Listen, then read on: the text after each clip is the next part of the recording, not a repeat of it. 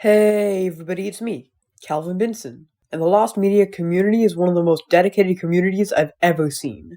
They are dedicated to preserving anything and everything, no matter how important the piece of media even is. Some people spend years or even decades searching for the most random, insignificant things. But because they're so dedicated, some people want to take advantage of that. And they do that by coming up with fake lost media. Fake lost media has become more and more prevalent as a lost media community has grown, where some people just want to lead everyone on a goose chase for a piece of lost media that was never even real. For instance, take Graggle.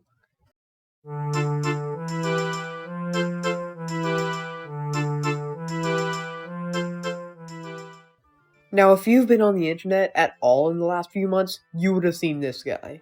He was a star of internet memes for a while. But who is he? Well, he's the sixth member of the Simpsons family, of course.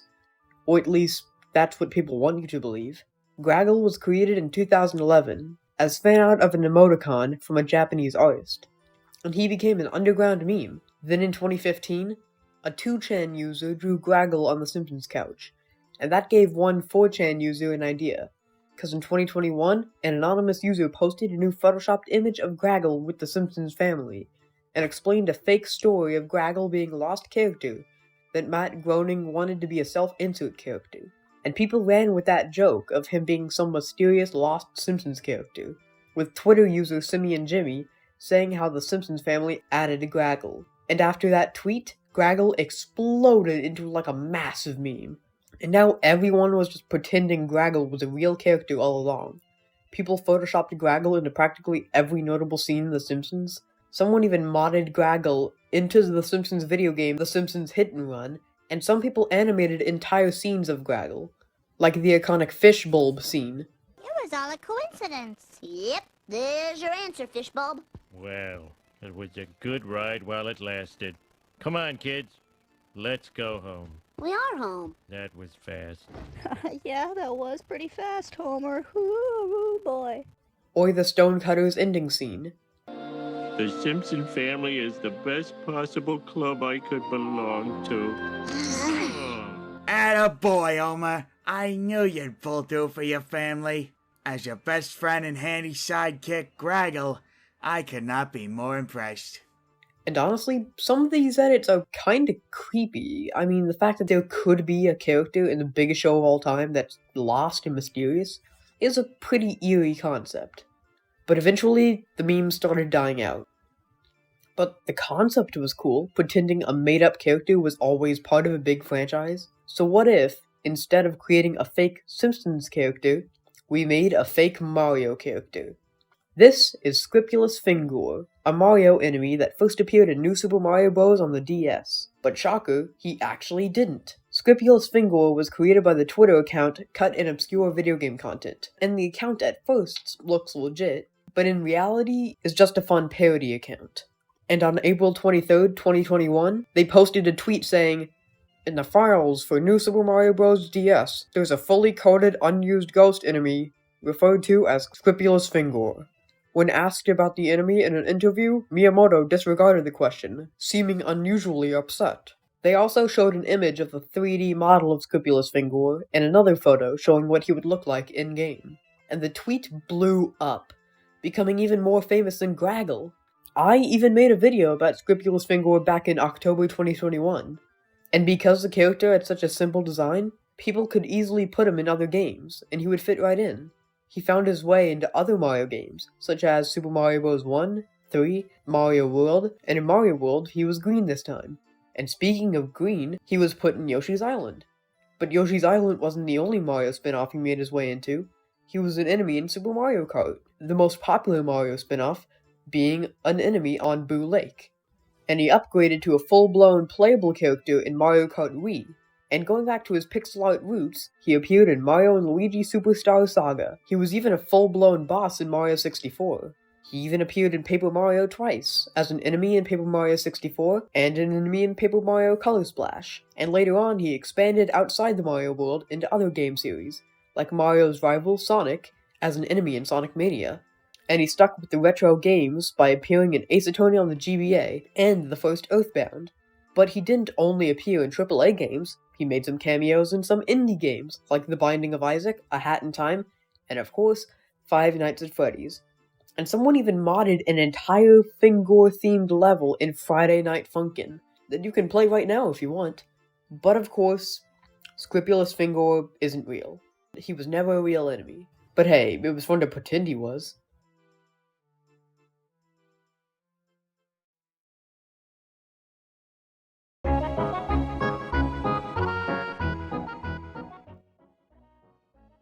But if we're talking about video game lost media that was entirely fake, how could I not mention Croc 3? In my Lost Media Museum short film, a segment of it was dedicated to Croc 3, where I went through its history. And I'm not going to repeat myself, so if you want to hear a more in-depth analysis of Croc 3, watch the segment about it in the short film. But if you just want a condensed version of the story, basically, it was meant to be the third game in the Croc series, which are 3D platformers for the retro console, like the Nintendo 64. It was supposedly in development from 2001 to 2005 by Argonaut Software, and it would release on PlayStation 1 and 2, the GameCube, and the original Xbox. It's said to have gone through development issues, with Croc's voice actor quitting, and the engine they were using to build the game being difficult to work with. And it resulted in Argonaut Software closing down in 2004. All of that information came from a post on Unseen64, a video game lost media archival website, posted by supposedly a former Argonaut Software employee. But it turned out that the poster had faked all of that. He wasn't an employee, and made all of it up. And this just feels scummy. Yeah, Graggle and Fingore are also fake lost media, but they aren't malicious, they're just memes. But this poster was just being mean. They just wanted to fool some die-hard lost media fans. And like, what did that person hope to gain by making up a third Croc game? It's Croc, who cares? But at the very least, this whole thing served as a lesson to the lost media community, to not believe every new piece of lost media that's discovered, and to take everything with a grain of salt.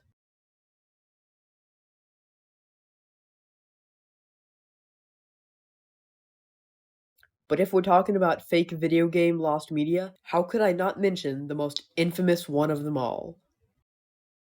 Polybius.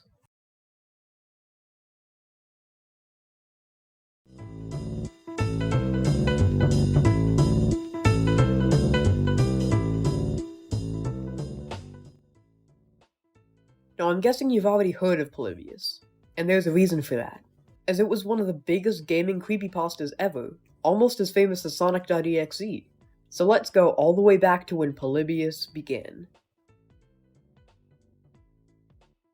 The year is 1981, and arcades are booming. You got Galaga, Frogger, Pac-Man, Dig Dug, Q*bert, Burger Time, Bubble Bobble, The Simpsons arcade game. No wonder arcades were so popular. But with kids spending more and more time at arcades, parents started wondering if arcade games could negatively impact kids. They wondered if these games could hypnotize the player, making them keep spending more and more, and keep them glued to the screen. And that was a thought that the US government had, so they wanted to put a theory to the test. They already had experience in the game industry, with them partnering with Atari to produce a military simulation game to help train soldiers. But this time, the government wanted to make a different kind of video game. A game that would hypnotize and brainwash those who played it. And so, they created a game called Polybius.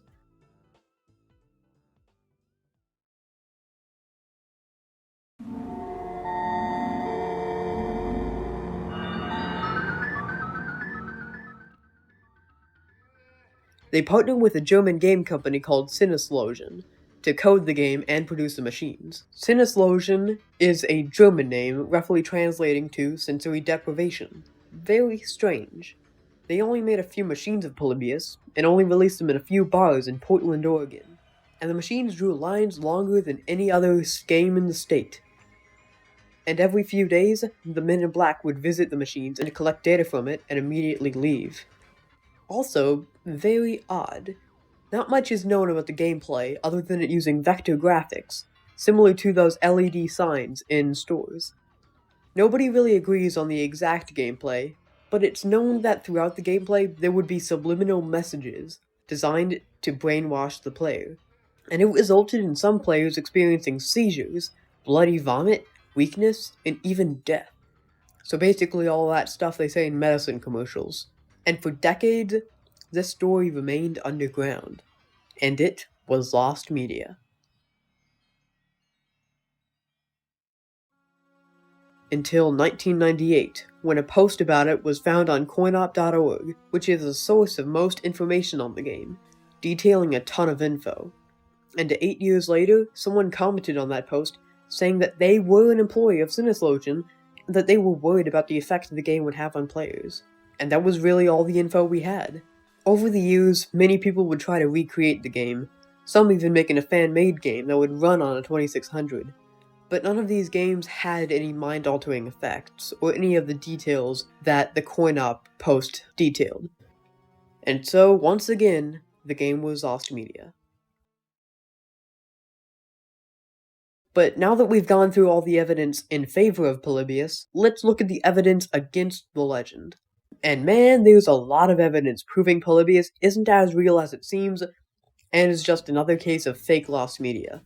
First of all, why would the company be named Sensory Deprivation? Isn't that a dead giveaway that you're making brainwashing games? And if the government made the game, why hasn't anyone from the government leaked info? This is the biggest urban legend ever. Wouldn't you think someone at the government would care? And if Polybius was really causing these effects on players, why didn't any of the people that played the game, tell their parents or the news about this video game that's killing people?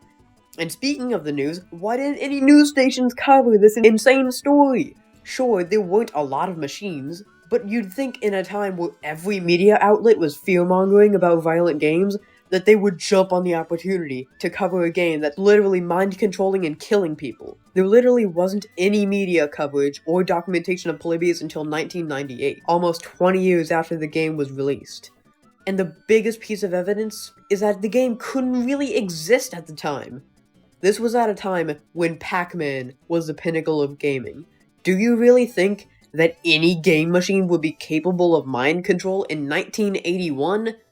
Look, there's a lot of evidence against Polybius, but it is still entirely possible that it could actually be real. Maybe the government just wants to keep it underground and has stopped anyone from talking about it until 1998, and has just stopped people from sharing information about it. I don't know. But after over 40 years of it being a mystery, it's unlikely that it will be found anytime soon. But hey, the lost media community is bigger than ever before. So with so many people on the hunt, maybe someone will uncover the game in a dump or something. I don't know, it's still a big mystery. So for now, and the foreseeable future, Polybius will remain as lost media. And that is a collection of examples of fake lost media.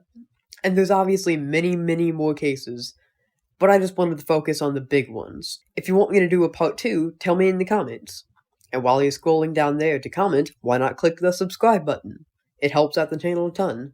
So anyways, thank you so much for watching, and I hope I see you at my next video. Bye!